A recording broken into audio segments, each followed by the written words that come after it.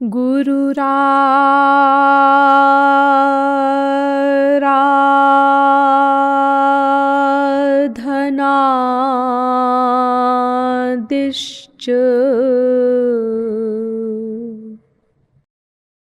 गुरुः परमदैवतम्।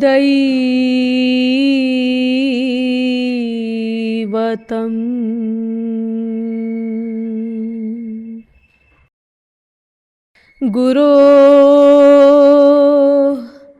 परतरं नास्ति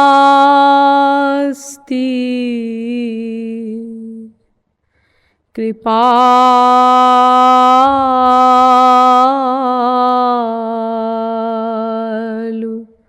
गुरवे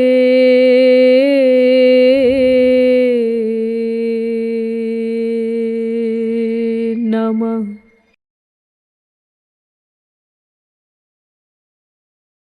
तत्व जिज्ञासु महानुभाव, दैनिक नियमानुसार पहले कुछ देर श्री हरिनाम संकीर्तन कर लीजिए, पश्चात विषय प्रारंभ किया जाएगा। भजो गिरिधर गोविंद गोपाला,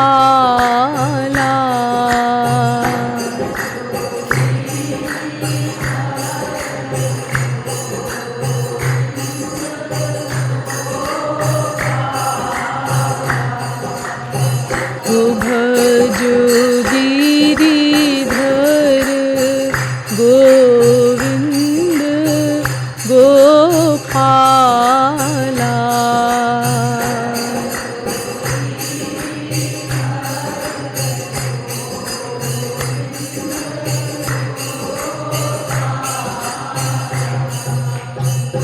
बोलिए वृंदावन बिहारी लाल की, श्रीमद् सतगुरु सरकार की।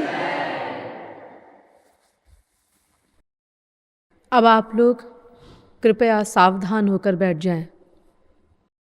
अब तक आप लोगों को यह बताया गया कि विश्व का प्राणी मात्र एकमात्र आनंद ही चाहता है, आनंद ईश्वर ही है, अतएव ईश्वर को प्राप्त करके ही आनंद की प्राप्ति संभव है। ईश्वर प्राप्ति ईश्वर की कृपा से ही होती है और ईश्वर की कृपा शरणागति से ही होती है। ये भी आपको बताया गया। शरणागति मन को करनी है, ऐसा वेदों शास्त्रों से हमें ज्ञात हुआ, क्योंकि प्रत्येक कार्य का एकमात्र कर्ता केवल मन ही है। लेकिन ये मन संसार में आसक्त है, अतएव जब तक हम मन को संसार से विरक्त न करेंगे तब तक यह मन ईश्वर के शरणागत कैसे हो सकता है। इसीलिए संसार के स्वरूप पर विचार आवश्यक प्रतीत हुआ। संसार के विषय में आपको ये बताया गया कि संसार दो प्रकार का होता है, एक भीतर का संसार और एक बाहर का संसार। बाहर का संसार सत्य है और भीतर का संसार मिथ्या है। बाहर का संसार सत्य इसीलिए है क्योंकि उसे सत्य ईश्वर ने बनाया है, बल्कि आत्मकृतेः परिणामात् वेदांत तो कहता है कि भगवान ही संसार बन गया, जैसे मिट्टी ही सुराही बन गई।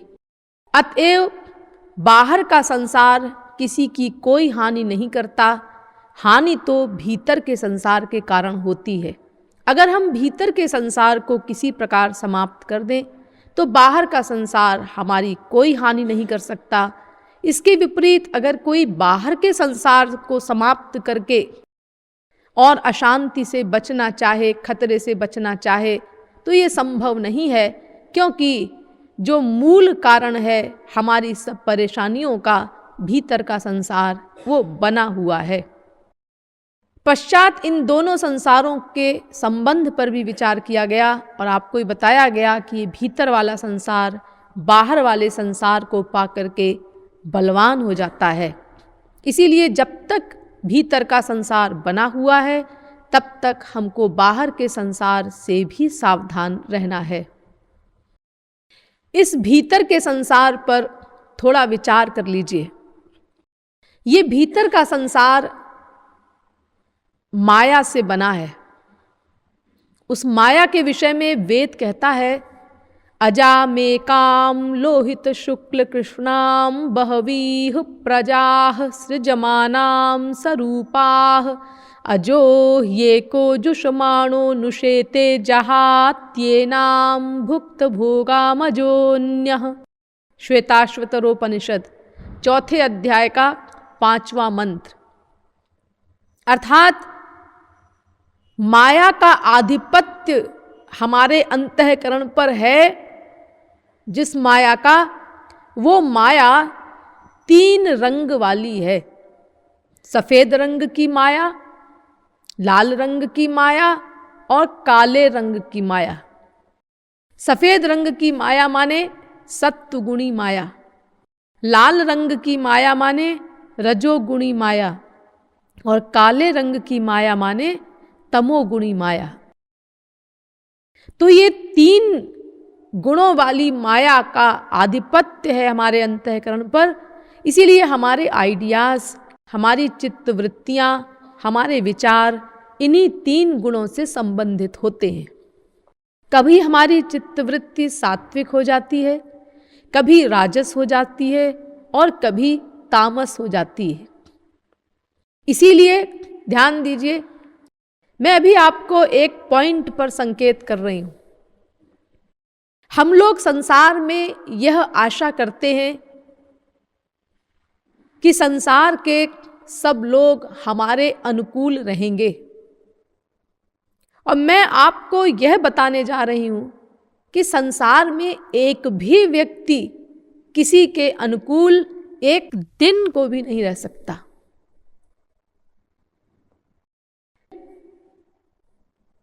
एक फूल लीजिए, सफेद फूल, अब उसके ऊपर आप लाल रंग की रोशनी छोड़िए और किसी को बुलाइए।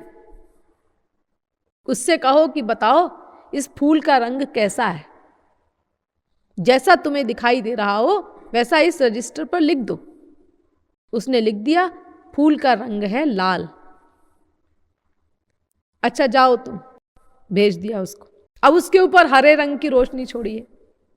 अब एक दूसरे व्यक्ति को बुलाइए, उससे कहो कि फूल का रंग कैसा है, इस पर लिख दो। उसने भी लिख दिया, फूल का रंग है हरा। ये लाल किसने लिखा है? आपको इससे क्या मतलब? आपको हरा दिख रहा है ना, आपको जैसा दिख रहा है आप लिख करके चले जाइए। वो लिख करके चला गया। अब उस फूल पर नीले रंग की रोशनी छोड़िए, तीसरे व्यक्ति को बुलाइए। क्यों, फूल कैसा दिखाई दे रहा है, लिख दो। वो भी लिख के चला गया, फूल का रंग है नीला। लेकिन फूल वास्तव में न लाल है, न हरा है, न नीला है। फूल तो सफेद है। क्या मतलब? मतलब ये कि इसी सफेद फूल की तरह हैं भगवान और महापुरुष। ये माया के 3 गुणों से परे हैं। इनमें न सत्व गुण है, न रजोगुण है, न तमोगुण है। लेकिन चूंकि इन 3 गुणों का आधिपत्य हमारे अंतःकरण पर है, तो हम जब महापुरुष और भगवान को देखते हैं तो जो गुण हमारे अंतःकरण पर अधिकार किए रहता है, उस गुण के अनुसार हमको महापुरुष और भगवान दिखाई देते हैं। अगर हमारी चित्तवृत्ति उस समय सात्विक है तो हमको वो सात्विक दिखाई देते हैं। अगर हमारी चित्तवृत्ति रजोगुणी है तो महापुरुष और भगवान भी हमको रजोगुणी दिखाई देते हैं। और अगर हमारी चित्तवृत्ति तामसी है तो महापुरुष और भगवान भी हमको तमोगुणी दिखाई देते हैं। इसीलिए भगवान और महापुरुष के बारे में हम 3 प्रकार की राय कायम करते हैं। हमारी कोई बात बन जाती है, कोई काम बन गया, कोई स्वार्थ हल हो गया, तो हम लोग उन्हें दयालु मान लेते हैं, बड़े दयालु हैं। और अगर ऐसा हो गया कि न हमारा कोई काम बना और न कोई काम बिगड़ा। तो हम कहते हैं हाँ न्यायाधीश है, दयालु वयालु क्या, ठीक है, मुंसिफ है, कर्म का फल देता है। और बिगड़ने पर भगवान गालियां खाता है। अगर कोई कहे हमने तो भगवान को कभी कोई गाली नहीं दी, ऊपर से नहीं दी होगी आपने, भीतर से दी होगी।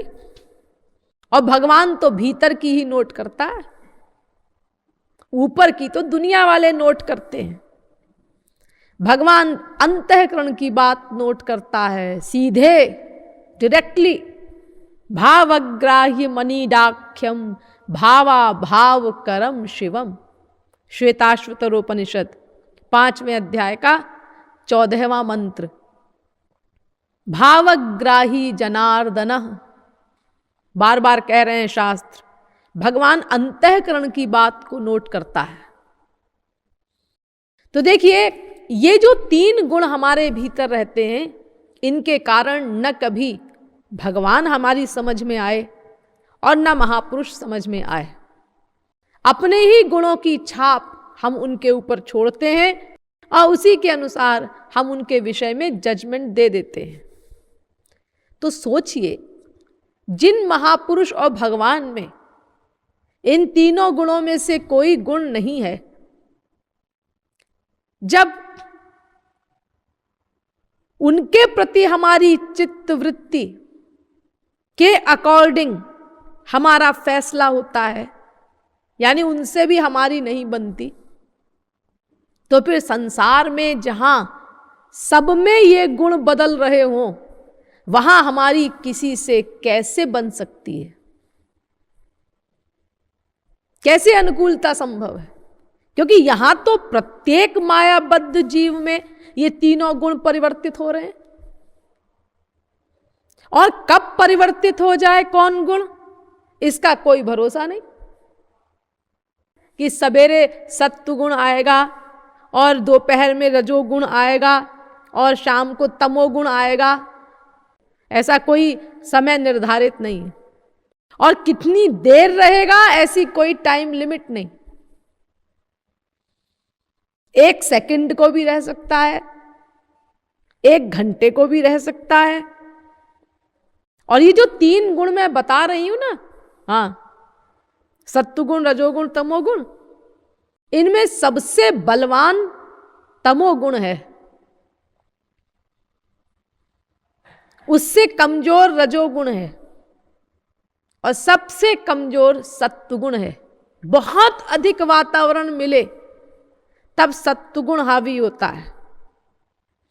और रजोगुण का अनादिकालीन अभ्यास है हमारा, इसीलिए थोड़े से वातावरण से ही वो हावी हो जाता है हमारे ऊपर। और तमोगुण की तो पूछो ही मत। तमोगुण का तो ये हाल है कि जरा सा कोई एक वाक्य कह दे हमको, बस हम लोग आपे से बाहर हो जाते हैं। किसी ने कहा तुम क्रोधी हो, क्या कहा? कब देखा आपने मुझे क्रोध करते हुए? कब क्रोध किया मैंने? भला बताओ, अब इसको कैसे बताया जाए उसको कि अभी तुम कर क्या रहे हो? तुम कहते हो मैंने कब क्रोध किया, और वो क्रोध में ही बोल रहा है ये बात। अब बोल क्या रहा है? मैंने कब क्रोध किया। अब वो बेचारा कैसे जाने कि वो क्रोध ही कर रहा है, क्योंकि क्रोध के अंडर में तो बुद्धि हो गई है उसकी। तो अपने खिलाफ जजमेंट कैसे दे?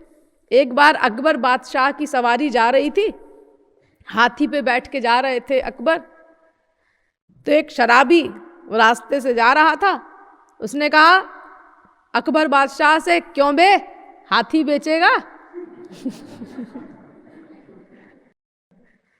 अकबर को बड़ा बुरा लगा, एक शराबी और इस तरह से बोल रहा है। उन्होंने कहा इसको पकड़ लिया जाए, उसको दरबार में हाजिर किया गया अगले दिन। तो अकबर ने पूछा कि तुमने ऐसा कहा था हमसे? उसने कहा नहीं, हमने तो ऐसा नहीं कहा। तो अकबर ने कहा बीरबल से, तुम गलत आदमी को पकड़ लाए। तो बीरबल ने कहा हुजूर आदमी तो यही है, अगर इसने ऐसा नहीं कहा तो इसको मालूम होगा कि किसने ऐसा कहा है। मैंने कहा तुमको मालूम है किसने ऐसा कहा? मैंने कहा हाँ मालूम है। ठीक है, कल उसको लेके आना। अब अगले दिन वो एक शराब की बोतल लाया साथ में, और शराब की बोतल मेज पे रख के उसने कहा हुजूर ये है वो जिसने कहा था, क्यों बे हाथी बेचेगा? यानी बेचारे की बुद्धि शराब के नशे में हो गई, उसके अंडर में हो गई, तो उसको कहाँ होश है कि मैं क्या कह रहा हूं। तो ऐसे ही हम लोग ऐसा बोलते हैं, कब क्रोध किया हमने और क्रोध कर रहे हैं, लेकिन चूंकि वो दोष के अंडर में हो गई हमारी बुद्धि, इसलिए हमें ज्ञात नहीं होता, अपने दोष का पता नहीं चलता। जब वो दोष चला जाता है, वो नशा उतर जाता है, तब हम होश में आते हैं, तब हमको अपनी गलती का रियलाइजेशन होता है। तो तमोगुण सबसे अधिक बलवान है। हाँ तो देखिए ये जो 3 गुण हैं, सत्व गुण, रजोगुण, तमोगुण, ये सब में परिवर्तित होते रहते हैं। ये आप में भी बदलते हैं, आपकी बीवी में भी निरंतर बदलते हैं, आपके बेटे में भी बदलते रहते हैं। इसीलिए संसार में किसी की किसी से नहीं पट सकती, एक सेकंड को भी, क्योंकि गुणों में विरोध रहेगा। संसार में जो थोड़ी बहुत मैत्री दिखाई देती है, वो इसी कारण दिखाई देती है क्योंकि बाहर से अपनी भावनाओं पर हम कंट्रोल कर लेते हैं।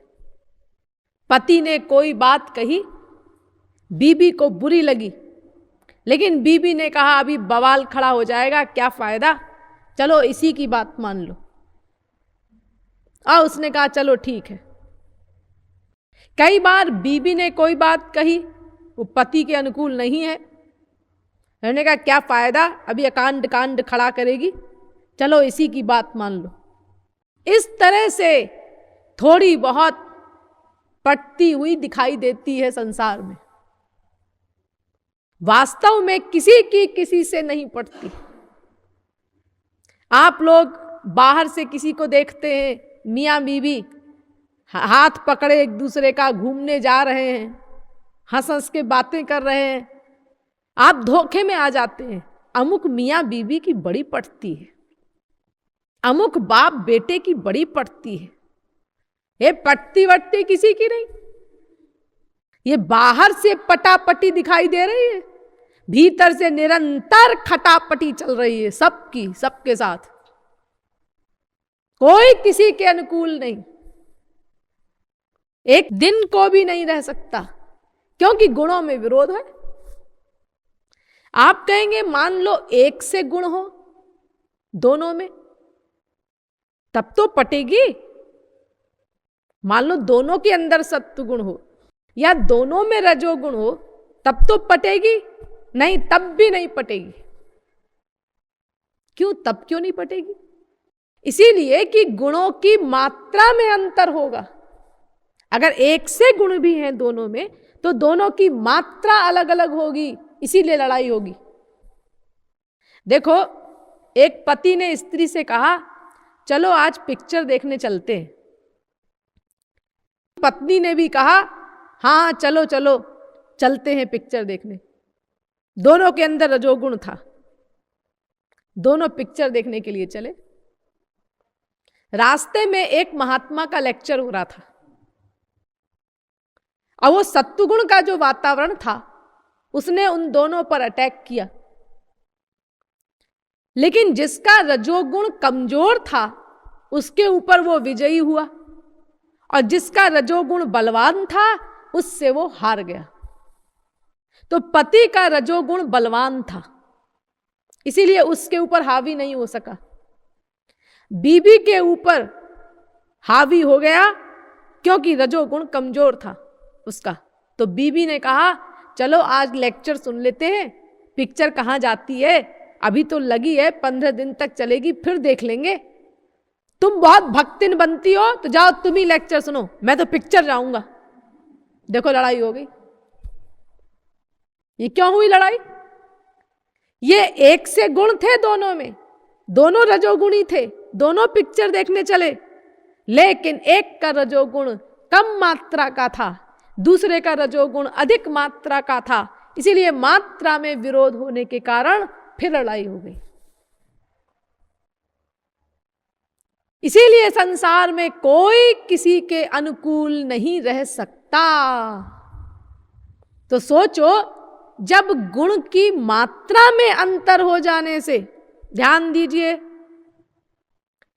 जब थोड़ी सी मात्रा में अंतर हो जाने के कारण लड़ाई हो जाती है, तो फिर ये आशा करें आप कि मेरी बीवी सदा मेरे अनुकूल रहेगी, मेरा पति सदा मेरे अनुकूल रहेगा।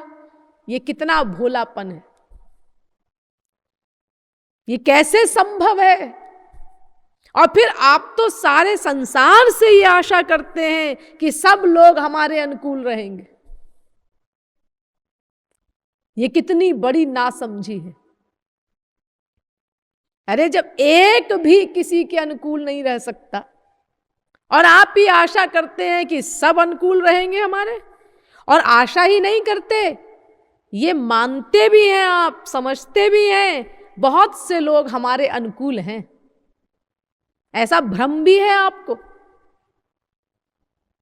अगर आप ये त्रिगुण की साइंस समझ लें या समझ लेते तो एक भी व्यक्ति अगर अनुकूल होता तो हमें आश्चर्य होता। ये अनुकूल कैसे है? क्योंकि वेद की फिलॉसफी तो ये कहती है, और यहां पर उल्टा ही है। यहां पर एक भी व्यक्ति हमारे प्रतिकूल होता है तो हमको आश्चर्य होता है, क्योंकि इस फिलॉसफी को हम जानते नहीं।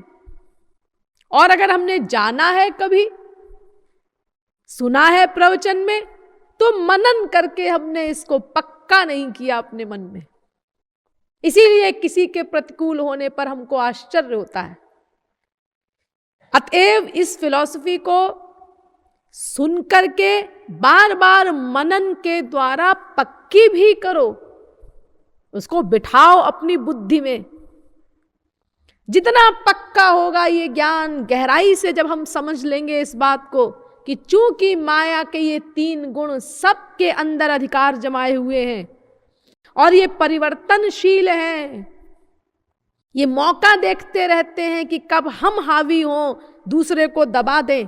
जैसे 3 पहलवान कुश्ती लड़ रहे हों तो वो कभी एक दूसरे को गिरा देता है, दूसरा तीसरे को गिरा देता है, तीसरा पहले को गिरा देता है, पहला तीसरे को गिरा देता है। ऐसे ही ये 3 गुण हैं, ये स्वयं बलवान होने का मौका देखते हैं और बाकी दोनों को दबाने की कोशिश करते हैं। तो जब ये 3 गुण सबके अंदर हैं और ये परिवर्तनशील हैं, तो फिर कोई हमारे प्रतिकूल है तो इसमें हमें आश्चर्य नहीं होना चाहिए। अगर हम ये समझ लें पहले से, हमें कोई दुख नहीं होगा। और हम जो दूसरों को अनुकूल बनाने में इतनी आत्मशक्ति नष्ट करते हैं, ये नाटक भी हमारा बंद हो जाएगा। हम कितनी अपनी आत्मशक्ति बर्बाद करते हैं, दूसरे हमारे अनुकूल रहें, हमारी तारीफ करें। कोई किसी की तारीफ करे? इम्पॉसिबल।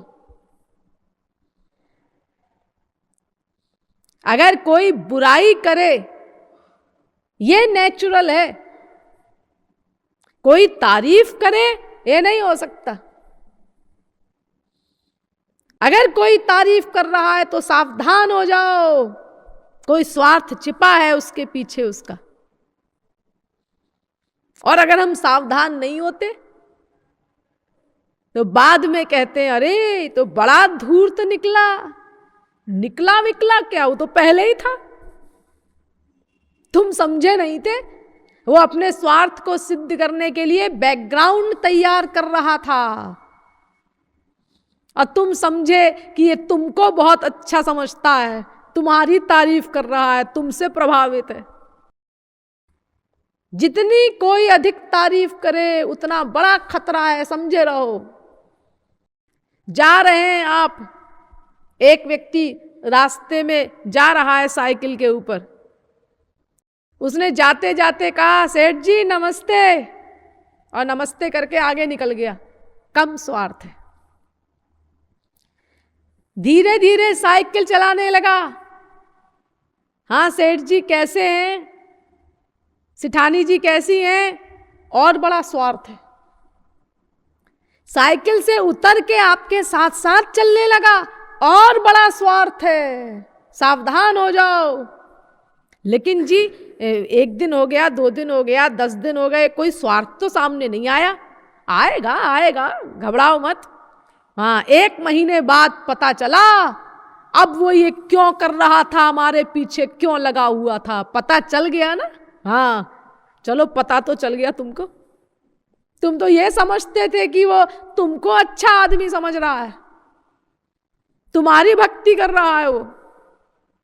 तो संसार में कोई अनुकूल दिखाई दे तो आश्चर्य करो, और कोई प्रतिकूल दिखाई दे तो नेचुरल मानो, क्योंकि वो त्रिगुण का रोगी है। जैसे तुम हो ऐसे ही दूसरा भी है। देखो कितने आश्चर्य की बात है कि हम दूसरे के साथ एक्टिंग करते हैं अपने स्वार्थ की सिद्धि के लिए, अनेक प्रकार की बातें बनाते हैं, अनेक प्रकार की चापलूसी करते हैं, और दूसरा कोई हमारे साथ करता है तो हम सोचते हैं वास्तव में हमको अच्छा आदमी समझता है, हमसे प्यार करता है।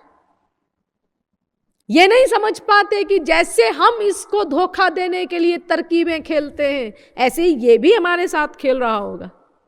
ऐसा इसीलिए नहीं समझ पाते क्योंकि हर व्यक्ति के अंदर ये अहंकार है ना, अपने आप को वो समझदार समझता है, दूसरों को बेवकूफ समझता है। तो अगर हम इस साइंस को समझे रहें कि चूंकि अंतःकरण माया से बना है प्रत्येक मायाबद्ध जीव का, और ये माया के 3 गुण हैं, और ये गुण परिवर्तित होते रहते हैं, इसीलिए गुणों में विरोध होने के कारण संसार में कोई हमारे मुआफिक नहीं हो सकता। तो अगर हमसे कोई दुर्व्यवहार करता है, हमारी खिलाफत करता है, तो हमें दुख नहीं होगा, आश्चर्य नहीं होगा। जैसे हमें पता है कि भाई हम यहां से जाएंगे, रास्ते में एक पागल खड़ा रहता है, जो भी वहां से गुजरता है वो उसको पागल गाली देता है, पहले से हमको मालूम है ये बात। अब हम वहां से निकले, उसने गाली दी। एक हमारे साथ दोस्त भी था, उसने कहा अरे उसने तुमको गाली दी, तुम्हारे पे कोई असर नहीं हुआ? अरे ये पागल है, आपको नहीं मालूम क्या? ये सबको यहाँ खड़ा रहता है, और ये इतने से इतने बजे तक यहाँ खड़ा होता है रोज आकर के, यहाँ से जो भी निकलता है ना उसको ये गाली देता है। इसकी बात का क्या बुरा मानना है? पागल आदमी है, अगर पागल की बात में बुरा मानने लगे तो हम भी पागल हैं, इसका मतलब ये तो पागल है, बेचारे का माइंड ही नॉर्मल नहीं है। तो ऐसे ही जब आपको कोई संसार में बुरा कहता है और आप बुरे नहीं हैं, तो ये समझिए कि ये पागल है, त्रिगुण का पागल है, इसीलिए हमको बुरा कह रहा है। ये काम हमने नहीं किया फिर भी ये हमको दोष दे रहा है, ये बुराई हमारे अंदर नहीं है फिर भी ये हमको बुरा कह रहा है, त्रिगुण के पागल होने के कारण। त्रिगुण का पागल है ये। और अगर वो ऐसी कोई बात कहता है जो हमारे अंदर वास्तव में है, जो बुराई, जो दोष, तो हमें वैसे बुरा नहीं मानना चाहिए, हमें उस दोष को स्वीकार करके उस दोष का सुधार करने का उपाय करना चाहिए। ठीक ही तो कह रहा है बेचारा, ये तो हमारा हितैषी है, हमारा दोष हम बता रहा है और हम उसका सुधार करेंगे तो हमारा कल्याण होगा, नहीं तो हमें पता नहीं चलता कि हमारे अंदर ये दोष है।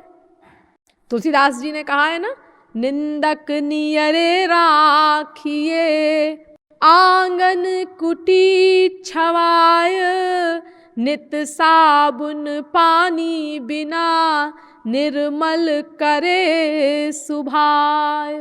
अपने घर के आंगन में एक कुटी बना करके निंदा करने वाले को रख लो, ताकि वो दिन रात तुम्हारे दोष बताता रहे और तुम उसका सुधार करते रहो। बाइबल भी कहती है, bless them that curse you, उन लोगों को आशीर्वाद दो, शुभकामनाएं दो जो तुम्हारी निंदा करते हैं। अस्तु, अब आप लोग समझ गए कि संसार में कोई किसी के अनुकूल एक दिन को भी नहीं रह सकता और उसका विज्ञान क्या है।